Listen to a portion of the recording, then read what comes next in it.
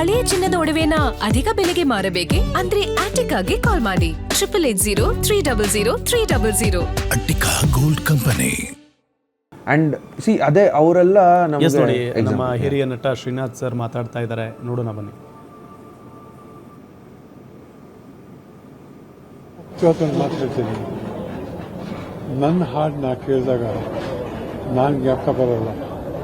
ನನಗೆ ಅಮ್ಮನ ಮುಖ ಜ್ಞಾಪಕ ಬರುತ್ತೆ, ಬಾಲು ಮುಖ ಜ್ಞಾಪಕ ಬರುತ್ತೆ, ಹಾಡುವಾಗ ಅವ್ರು ಹೇಗೆ ಆಡ್ತಿದ್ರು ಅದೇ ಜ್ಞಾಪಕ ಬರುತ್ತೆ. ಅಮ್ಮ ಮೈಸೂರಿಗೆ ಬಂದಿದ್ದಾರೆ, ನೋಡಬೇಕಾಗುತ್ತಲ್ಲ ಕಂದ ಅಂತ ನನಗೆ ಫೋನ್ ಮಾಡಿದಾಗ ಆದಷ್ಟು ಬೇಗ ಬರ್ತೀನಮ್ಮ ಅಂತ ಹೇಳಿದೆ. ಹುಡುಗರು ತಪ್ಪು ಮಾಡ್ತಾರೆ. ಅಮ್ಮ ಕೇಳಿದಾಗ ಬಂದ್ಬಿಡ್ಬೇಕಾಗಿತ್ತು, ಅಮ್ಮನ ನೋಡ್ಬೋದಾಗಿತ್ತು, ಮಾತಾಡ್ಬೋದಾಗಿತ್ತು. ಏನು ಬಿಸಿ ಬರ್ತೀನಿ ಅಂತ ಇದೆ, ಆದರೆ ಇವತ್ತು ಹೀಗೆ ಬರಬೇಕಾಗುತ್ತೆ ಅಂತ ನಾನು ಅಂದ್ಕೊಂಡಿರಲಿಲ್ಲ. ಅಮ್ಮ ಎಲ್ಲೇ ಇರಲಿ, ಹೇಗೆ ಇರಲಿ, ಎಂದೆಂದಿಗೂ ನಮ್ಮ ನೆನಪಲ್ಲಿ, ನಮ್ಮ ಹೃದಯದಲ್ಲಿ, ನಮ್ಮ ಮನಸ್ಸಿನಲ್ಲಿ ಚಿರಸ್ಥಾಯಿಯಾಗಿರ್ತಾರೆ. ಅಮ್ಮನ ಆತ್ಮಕ್ಕೆ ಶಾಂತಿ ಕೊಡ್ತೀನಿ.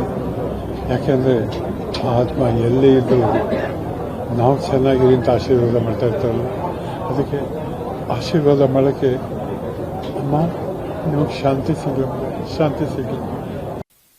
ಆಗಲೇ ಹಿರಿಯ ನಟ ಕಲಾವಿದರಿಗೆ ಭಾಳ ತುಂಬ ಒಡನಾಟ, ಅವ್ರನ್ನ ಒಳ್ಳೆಯ ಮಕ್ಕಳ ಥರ ಎಲ್ಲ ಮಾತನಾಡ್ಸೋದು ಅದೆಲ್ಲ ಸುಮ್ಮನೆ ಅಲ್ವೇ ಅಲ್ಲ. ಲೆಜೆಂಡರಿ ಸಿಂಗರ್ ಅವರು.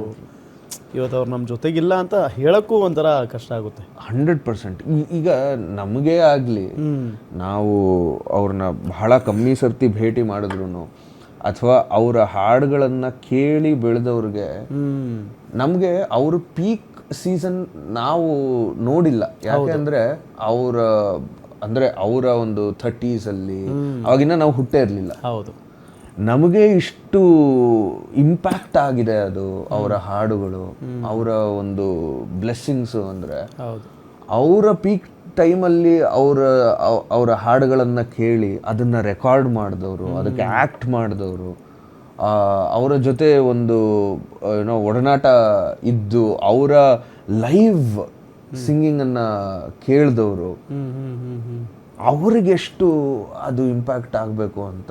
ಯಾಕಂದರೆ ಅವರು ಕಣ್ಣು ಮುಂದೆ ನಡೆದಾಡೋ ಒಂದು ದೇವರನ್ನ ನೋಡ್ತಾ ಇರೋವಂತಹ ಒಂದು ಭಾವನೆ ಅದು. ನಿಜ ನಿಜ ನಿಜ.